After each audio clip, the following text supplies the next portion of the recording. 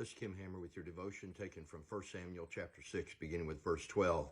It had been 3 months since the ark had been left in the home of Obed-Edom, and people came to King David and said, "He's being blessed because the ark is there."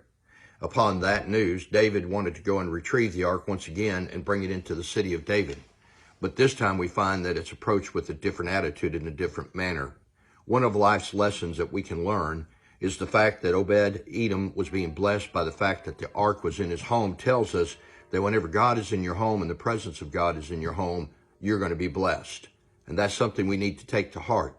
If we want our homes to be blessed, if we want to be blessed, we have to have God at the center of attention in our homes. David goes this time and he doesn't take 30,000 men. In fact, it doesn't mention anything but 6 men. And those were the 6 that were going to carry the Ark of the Covenant, unlike before, where the ark was carried on a new cart that was drawn by oxen. That would imply to me that perhaps the city or that the tribe of Levi was involved in the process this time, because the manner in which the ark was going to be carried was more aligned with what was expected in the law than that which was previously done. We also find that David wore the ephod, and the ephod was a symbol of seeking God's direction. It was consulting God as to what he wanted done. The previous time, David went to get the ark, and he did it motivated by his own intent. This time, he wanted to make sure that the presence of God was going before him each and every step of the way for the journey to get back, or for the ark to get back to the city of David. The other thing we notice that is different is that when the men took 6 steps, David stopped and offered a sacrifice. This was intended to be an act of worship just like the last time, but this time it was going to be God-focused and not man-focused. This time it was going to be about God and not about David. And there's a life lesson in that. If we're going to worship the Lord, let's not make it the center of the attention on man. Let's make it the center of attention on God.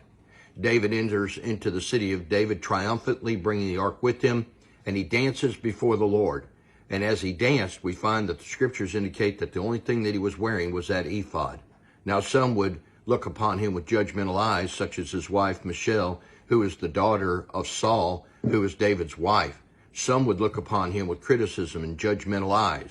But David didn't care, because he was so engrossed in the act of worship before the Lord that he had dismissed worrying anything about what anybody else was thinking. If we want to experience true worship before God, we have to take that life lesson. That when we want to come in before the presence of God and worship him, we don't need to worry about anybody else. We don't need to worry about anybody else's jealousy. We don't need to worry about what anybody else is thinking about us. You would notice that Michal, when you look at the last verse of the chapter, that because of her jealousy and because of the manner in which she had dismissed David's act of worship before God, that she remained barren all the days of her life.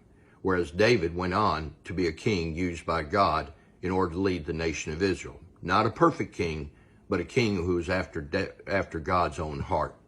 Perhaps we would do well to learn from this lesson that if we want to express our worship to God, let's not worry about what man thinks. Let's worry about what God thinks, and everything else will take care of itself.